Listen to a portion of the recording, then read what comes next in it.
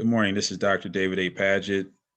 This is the Weather and Climate course at Tennessee State University, spring 2021 semester. Today is February the 11th. So today, what I want us to do is take a look at the most recent assignment. I've kind of glanced at your submissions a bit. And so what I would like for us to do is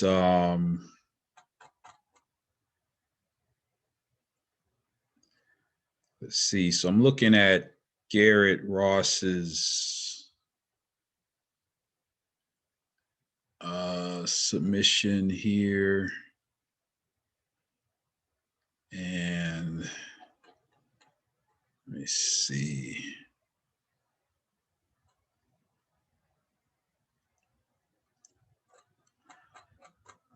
Okay, I'm going to allow for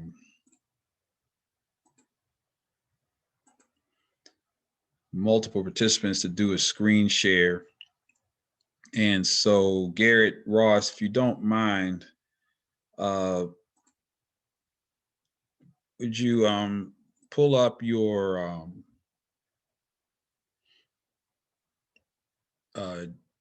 assignment 2 answers?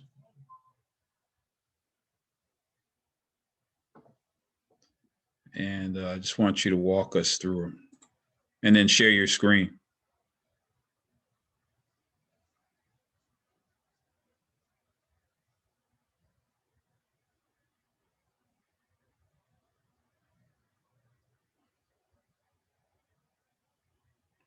Yeah, Garrett, did you hear me? Yes. Okay, yeah, just when you get ready, just pull up the assignment 2 that you turned in and then just share your screen and then we'll walk through it.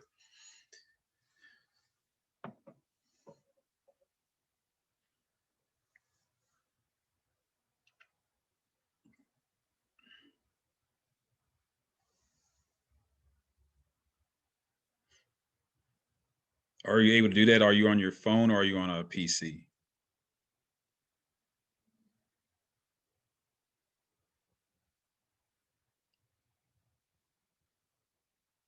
Oh, okay, here we go. Okay, so just scroll down. Keep going. We've been through the first part already. Just keep going.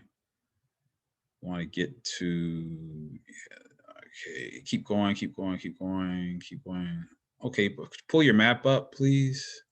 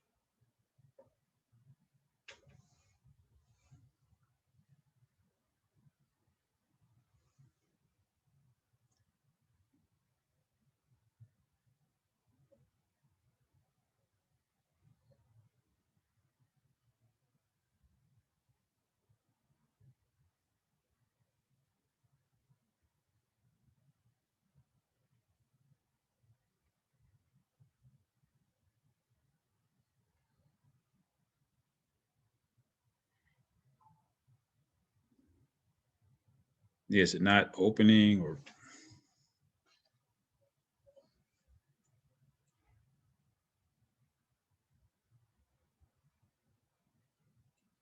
It looks like some. I think I forgot to save my new map. Oh, okay. Get the like new data points from the other people. Oh, okay. Um, Because I have the old map yeah, well, from. yeah, you can just pull up. Well, see the old map, so you don't have the. Well, let's go. Do you have the if you go down to the third section or the Wait, never mind, I do. yeah, Uh, scroll down to the last section, but we can just.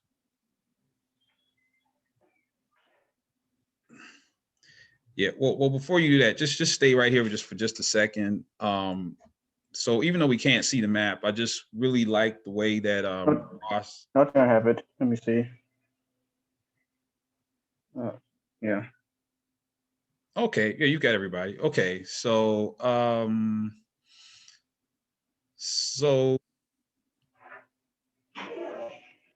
let's see. So we've got, oh, this is the outdoor weather data collection sheet. Um, so did you yeah, could you bring your answer sheet to the front, please? Answer sheet. Yeah, the one you just had up. No, not that. I mean the Word document. I'm sorry. No. Yeah, just bring that to just yeah. If you open it, it'll yeah. There you go. Okay, so scroll up, I guess, since that's what we have. Let's see, let's go up. All right, yeah, keep going up. Okay, so just walk us through the answers to your questions. Um. So the yeah, for the first question, is there a relationship between the clouds observation and the current temperature? Um. For my answer, I said that there wasn't a clear relationship between them because like there's like a whole bunch of different clouds um for each like person and stuff, and it didn't like seem there was a correlation between the types of clouds and the temperature. Like for the stratus cloud, it could be in the hottest temperature, but also the coldest temperature. Um, and from the other clouds, I can really like tell like any like common relationship between them and temperature. The second question is a relationship between the current temperature and the wind curve at each student's site.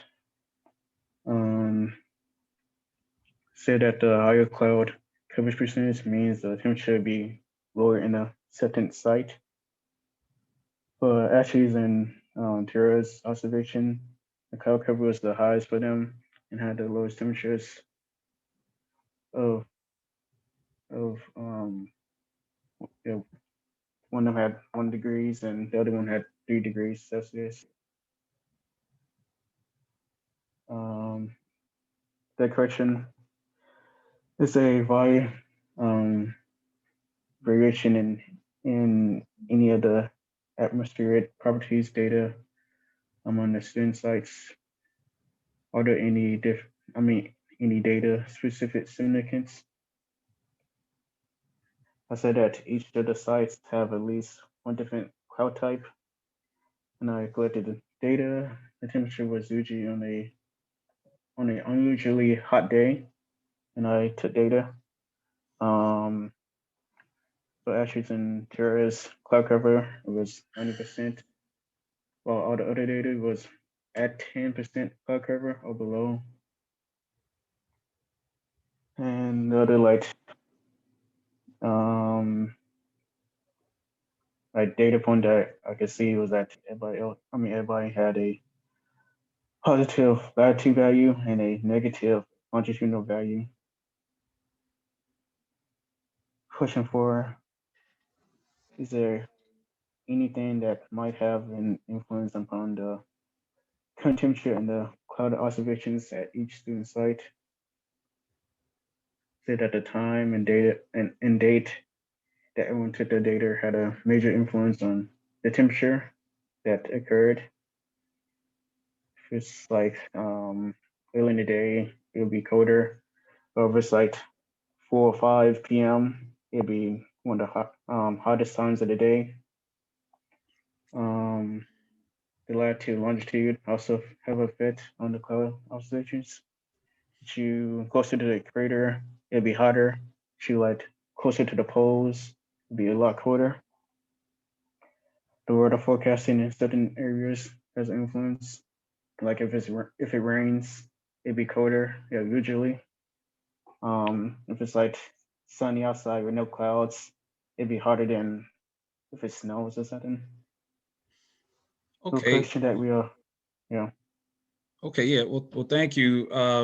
So yeah, I really like, you really put a lot of thought into your answers, and you did include scroll up to your very first answer and question 1. Well, no, wait, not that one. Question 3 actually was probably the best answer that you have there. And where you're including the specific data for cloud cover. The only criticism I have is that it says that when I collected the data, the temperature was on an unusually hot day. So that's another place where I would like to see, what was the temperature? When you Mm. so again, we're in a science-based analysis of this sort. We need to have the numbers. So instead of saying an unusually hot day, you would say the temperature was blank degrees Celsius as compared with the others, which were blank, blank, blank degrees Celsius, blah, blah, blah. Because if you just make a qualitative statement like that, what is hot to me might not be hot to you, or someone else. So let's just stay away from the qualitative language from this point forward. But everything else is fine. Let's scroll down to the last one.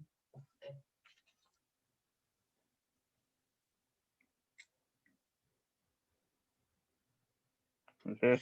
Yeah, all the way. Let's see. No, is this the? Yeah, scroll up a little bit. Oh, these are the ones for. Yeah, let's just go to ask question number 1 here.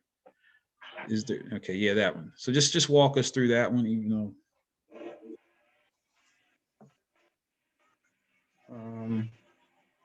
Yeah, first question, is there a relationship between the current temperature at each boat site and the distance from Detroit's city center?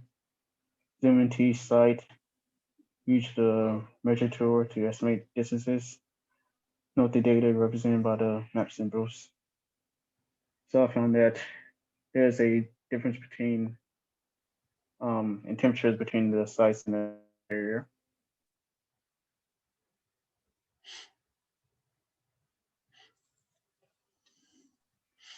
which is the closest to the center, the city center, and has the highest temperature, even though it's not the furthest south location. For wind counting, it has the lowest temperature. I mean, one of the lowest temperatures, and is the furthest north in the data set. Has a temperature of 21.4 Celsius, while the University of Toledo has the highest temperature, and it is the furthest south point with a temperature of 22.47. And if you look from north to south. The higher you go, the colder the temperature is. The lower you go, the warmer the temperature is. But if you exclude the Crestwood High School temperature, because that's like 4 degrees hotter than the next hottest site location temperature. Yeah, yeah. Thanks for that. Yeah, this is another good approach to this answer. The only, I mean, the only I guess limitation that we had was we really didn't have well, at least none of our points were really at the Detroit city center, which says a lot of things that I don't have time to get into, but it really would have been a lot more interesting had we had some Globe schools that were closer to the inner city of Detroit. But most of the ones that we had were in the outskirts, and we had really the one at the University of Toledo was a long way. But if you could pull your map back up, please. All right.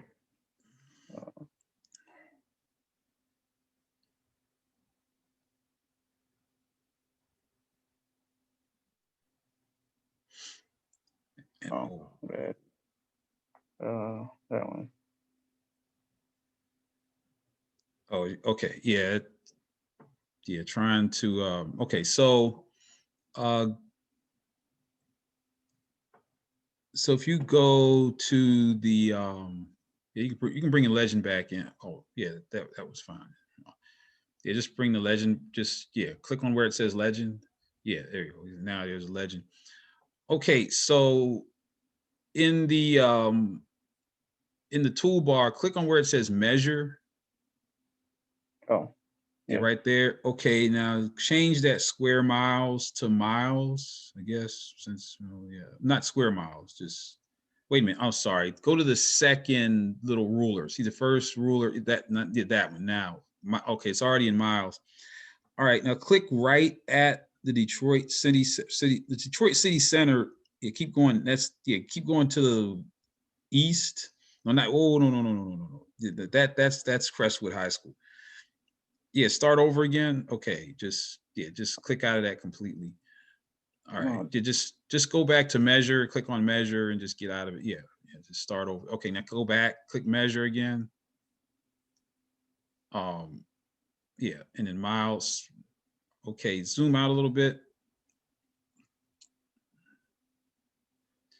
Okay, yeah, get the Toledo point in the shot. Okay, there you go. Now, if you can see downtown Detroit. Whoa, okay, you can see downtown Detroit. It's like it's right across from Windsor, or just north of Windsor. So if you go, it's right there. That's downtown Detroit. So if you hit right there, just click right there once, and then drag down to, yeah, there you go. So the University of Toledo station is 44 miles away. And then you really don't see, if you go to the other two stations, the one that's on, I think that's on the, I can't remember what island that one's on. But yeah, the one that's on that island, and it's 18.5 miles from downtown Detroit. And then go to Crestwood Middle School, which is 12.4. So we really don't have a strong relationship between distance and temperature. This is not what we would expect. But then again, like I said, if you go closer to inner city of Detroit, we don't have any data for those areas.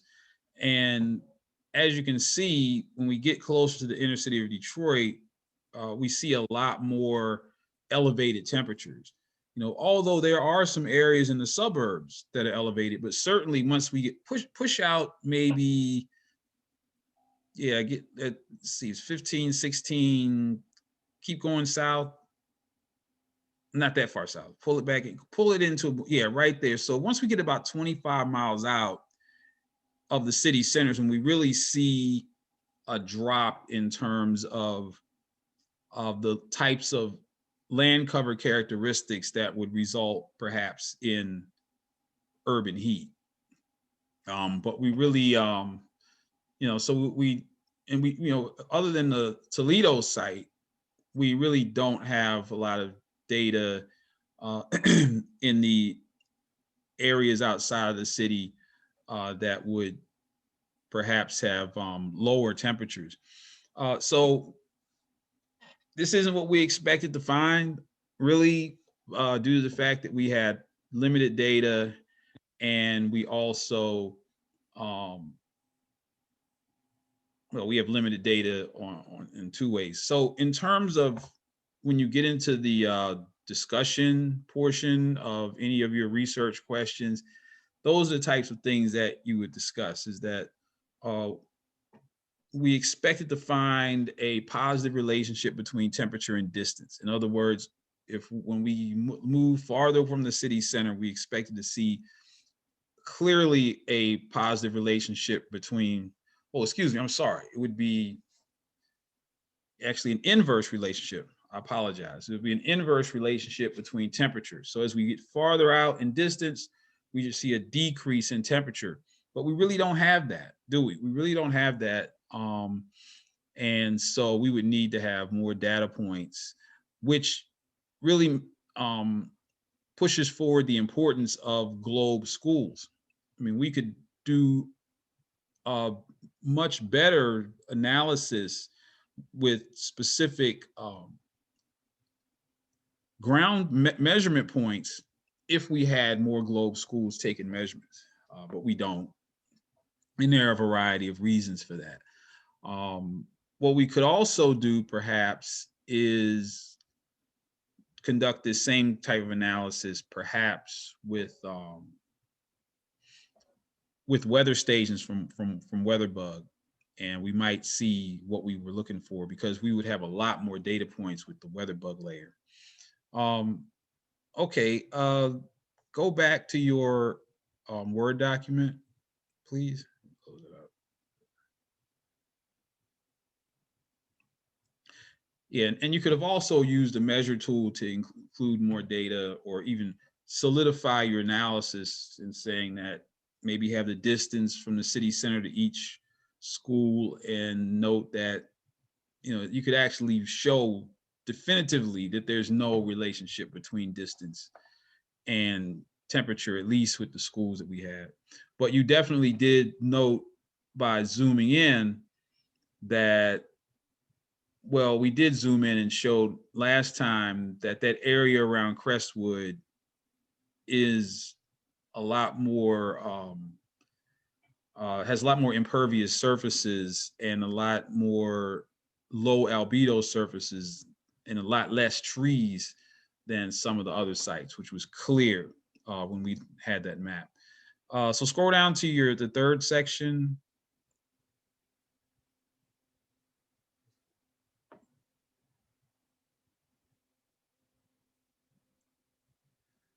Okay, so let's see. Climate graphs. Yeah, keep going. I think I just gave you so I gave you the climate graph. Okay, so I know you have this map. Yeah, don't bother pulling up the map. Well, yeah, I guess Greene County. It's hard for me to do it. Yeah, let's just stick with the Word document. So you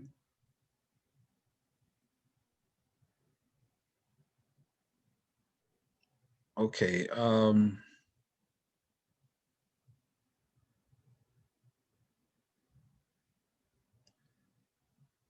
okay, yeah, well, in terms of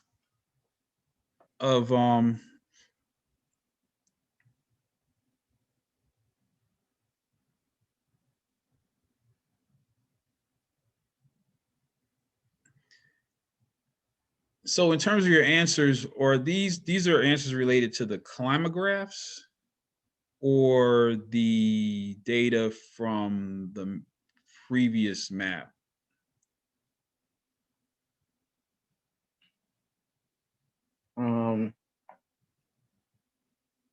That's from the previous map.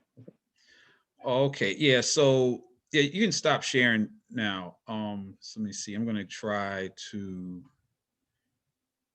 go into my document here.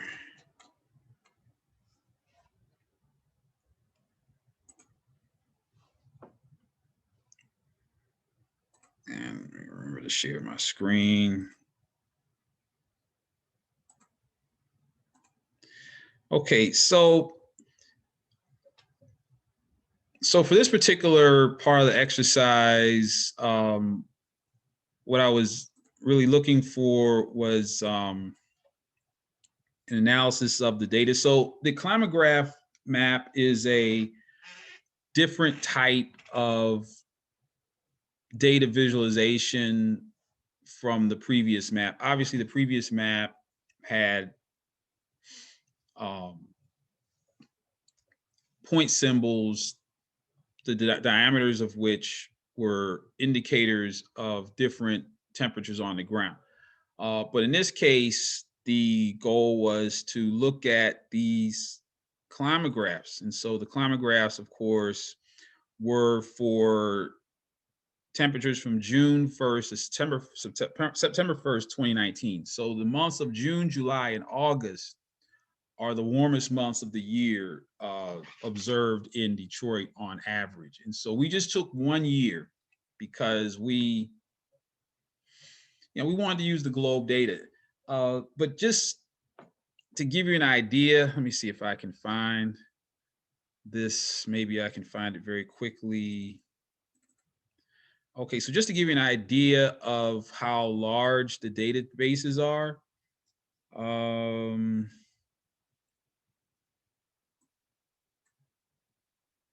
me go here. Okay, so here I think the data for 2019, and so I pulled this off of the Globe site. So I went into the Globe site and pulled these data off. And so as you can see, we have, this is the raw data set that I pulled off of the Globe site. So these are data that are collected at Globe schools in the region between those months. And actually, I was able to pick out the specific schools that actually had data for June through September. Okay. And you can see that this data table for just those 3 months, okay, has, let's see, how many records do we have here? This data table has 34,706 records, okay? 34,706 records. That's just for 3 months and just for a few schools. And so it would have been nice to have compiled a data set that included several years of the average temperatures uh, between June and September for these schools, but you could see what a massive undertaking that would be to manage those data. So this is just from 3 months in 2019, and you can see how large the data set is. So I just wanted to show you that just to give you an idea of the magnitude of the raw data set. And so we converted that raw data into these climagraphs. Well, we didn't convert them. This was done through the Globe visualization system. Although perhaps later on in the course, we will engage in exercise where we take raw data and create climagraphs like this one. Now, this climagraph only includes temperature, but the example that I showed you before for Detroit has temperature and precipitation. So the two primary elements of climate are temperature and precipitation. When we describe, well, what is the climate of a region, or really what is, it's largely based upon average precipitation across a period of time and average temperatures across a period of time. And when I say a period of time, I mean years. And we'll get more into that discussion next week. But for this exercise, which focuses upon the urban heat island effect, and so our overarching goal is to assess or to look into the atmospheric characteristics associated with the urban heat island effect, we're mostly talking about temperature, okay, and specifically temperatures during the warmest months of the year. And so when we take a look at the data visualization for the various sites here, and of course we do have some incomplete data, and so Ross correctly mentioned for the University of Toledo site that this site is clearly surrounded by green space. We would expect to see lower temperatures. However, if we look at the Toledo site, we can clearly see, we do have missing data, but beginning in July, we do see temperatures peaking up close to 30 degrees Celsius or close to 90 degrees Fahrenheit, and then slightly tapering off as we move through August and into September, as opposed to the, I believe this is no, that's Hearn Valley. I think this is Crestwood. Yeah, this is Crestwood. We do have some missing data for the Crestwood site, but we can clearly see that at Crestwood, the temperatures that were measured almost entirely stayed above 24 degrees Celsius for the entire time that temperatures were measured. Now, if you were to analyze this data set, you should make note of the fact that there are clearly less data points taken. Would that have an influence upon the results? Perhaps, because we know that at the University of Toledo, those measurements were made by a weather station. At this site, we really don't know. It says Crestwood High School, Cicada site. Globe measurements are taken two different ways. One way is by hand, where students actually go outside with a liquid filled thermometer.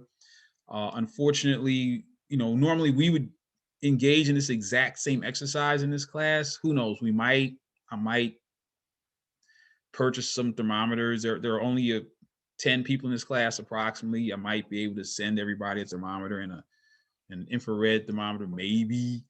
I don't know. But we would normally engage in that exact same hands-on exercise, which normally takes place at noon.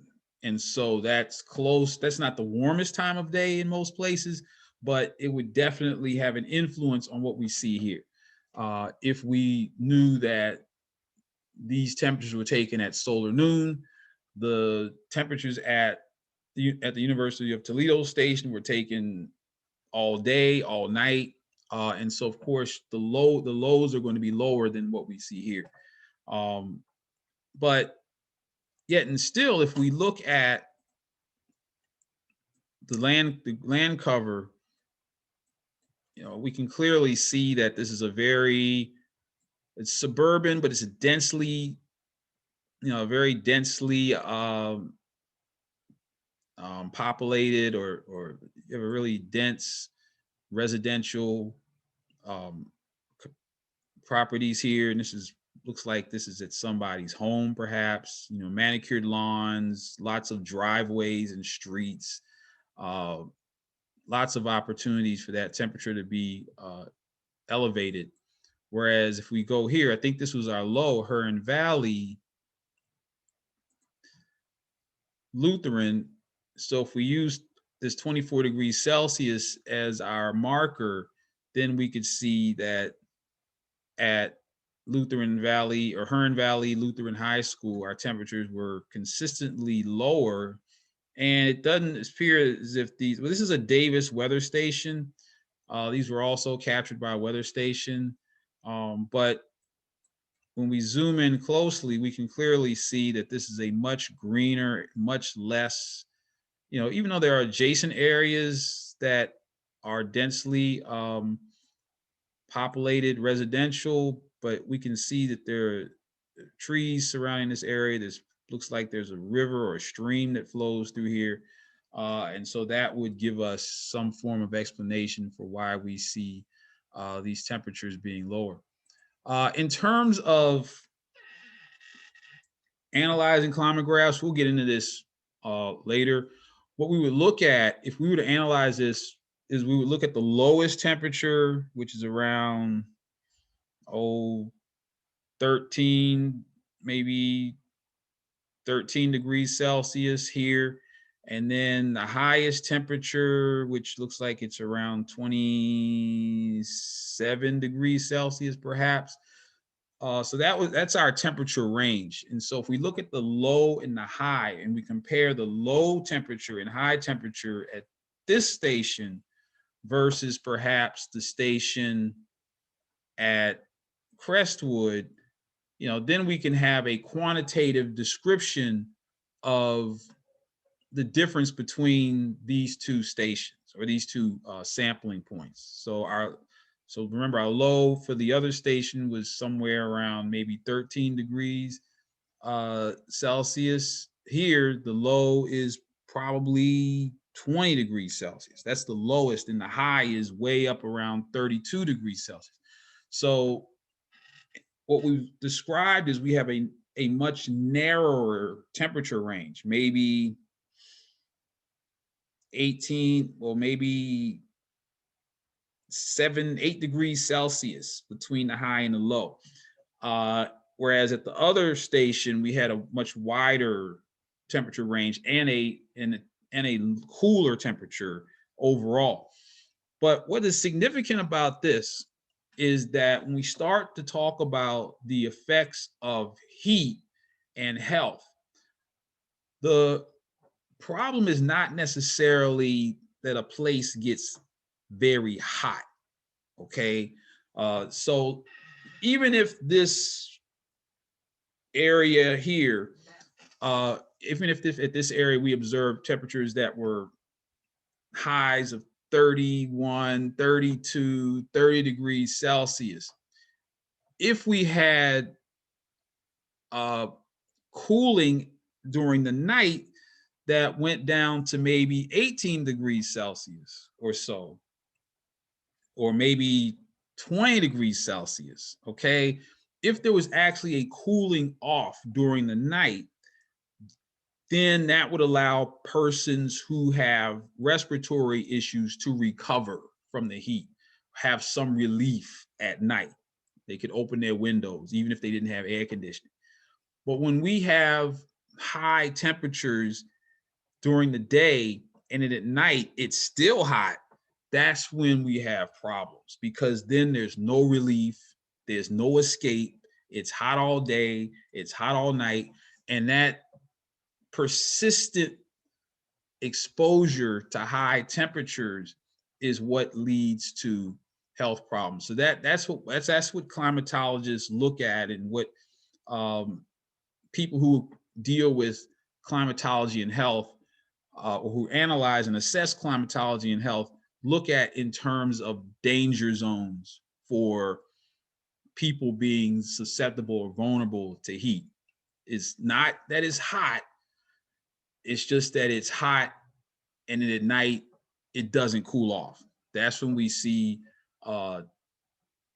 increased deaths, increased asthma attacks, increase whatever respiratory issues people happen to have at those places. Okay, so I think you all are I guess becoming more adept at data analysis. This was like your first crack at it, I guess. And so again, let's see. Let me try to pull up one more here.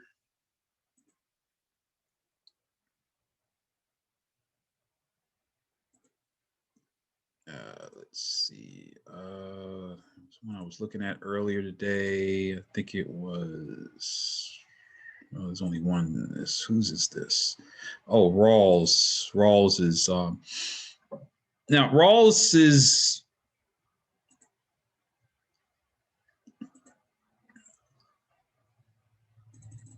now Rawls has a in terms of format and organization, this is really good. You know, he has the map here, and but again, not a whole lot of data. So,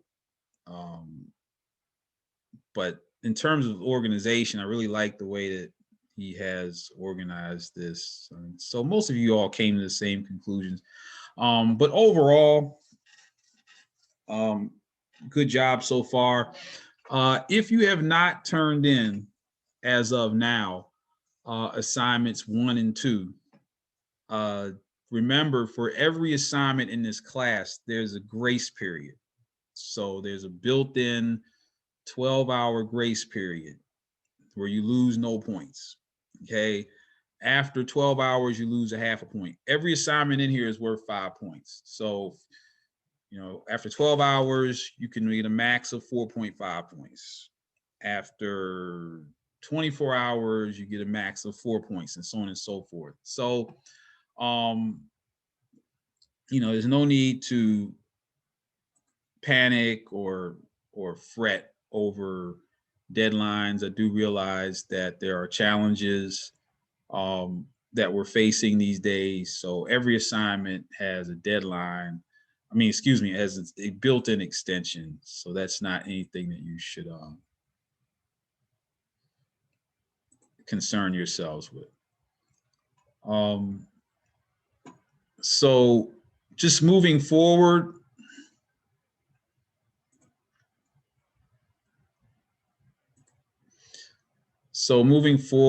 just make note of the fact that there is assignment 3, which is simply watching this YouTube video and then writing an essay focusing upon these elements, 600 words or more. Again, 600 words or more. You don't have to stop at 600 words. As a matter of fact, 600 words is a minimum. Again, if you write a draft first and want me to look at it, that's fine. That goes for any assignment in here. If you get started and you have come to a point on Sunday, let's say, that you feel as if you have done enough that I can take a look at it, email it. No, let me know that you're going to send it to me, email it to me, load it to the Dropbox, let me know it's there. Either way, and I'll take a look at it and I'll give you an assessment of where you are in terms of the quality of your work before you turn it in, so that you can go back and make improvements. That's essentially what I've done here. You know, I looked at the first submissions of assignments 1 and 2, and you know, I know some people added late and didn't have a whole lot of instruction, and so hopefully now you should have a better idea of what is expected. You know, again, this is a science class. You have to include the data in your answers, not hot, cold, a lot, many, few. The numbers have to be in your answers. Okay, that's the main point I'm trying to get across. You know, and so and show evidence of thought. Like I said, I like what Garrett did. He really thought about his answers. I mean, if they wasn't perfect, you know, we'll be perfect at the end of the semester. But right now, I like to see that you actually thought about it and didn't just, let me just get this assignment over with. Here you go, Dr. Padgett. Here you go. No, I want you to actually think about this, even if you don't want to think about it. But just try to at least make it seem as if you made some attempt to analyze things. And as we saw here, sometimes we don't get the results we expect. So that doesn't mean it's wrong. It just means it is what it is. And we had explanation for that, you know, and that's, I'd also like for you to explore that. You know, why didn't we get what we expected? Did we have enough data? Those are the types of things that we have to get into when you get into what's called scientific inquiry. Scientific inquiry is when you sometimes you ask a question and it brings about more questions, and there's nothing wrong with that. There's nothing wrong with that. It's just, it's not like solving a math problem and you say 2 + 2 = 4 and that's it. And if you get 5, then, but sometimes we put together a formula and what comes out of the back end is nothing like we expect. And in discussing that and investigating why we didn't get what we expect, that's just part of the scientific process. And there's nothing wrong with that. So just from this point forward, we will revisit this exact same exercise again, but we're going to add in more data. So just be prepared for that. So I am going to stop recording now. Thank you very much for attending. For those of you who were unable to attend, again, please keep working on the assignments. Do not take a 0. If you want to improve your work within the next 12 hours, based upon my comments, please do so. I like to see that effort. Don't just accept. You should accept nothing less than your best, ever. Whatever your best is, that should be the only thing you accept from yourself. Don't accept a B and say, well, I got a B, that's okay. No, that's not okay. Like I said, I don't believe in bronze or silver medals. I saw Serena Williams on TV the other day showing her trophy. Anyway, so Serena Williams said she doesn't even keep second place trophies. She doesn't even keep them in her trophy case. Only championship trophies.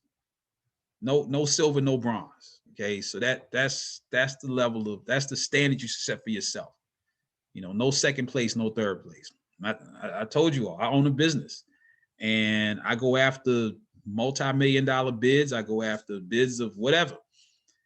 If I beat out all the other companies going after that bid except for one, I don't make any money. There's no second place. Oh, Dr. Padgett, you turned in a really good bid. We'll give you a couple $100,000. No, and we can give you nothing. Okay, got to win. You got to come in first place. Period. But that's just my attitude. Maybe, just do you. Maybe you don't want to be successful, and that's okay. Not everybody can be successful, right? Just accept who you are and be the best you that you can be. So I don't want to push you to be an insane success freak like I am, but in the long run, it'll pay off. Trust me. Okay, enough pep talk for the day. That wasn't even recorded. So I will see you all next week. If you have any questions, please reach out and get in touch.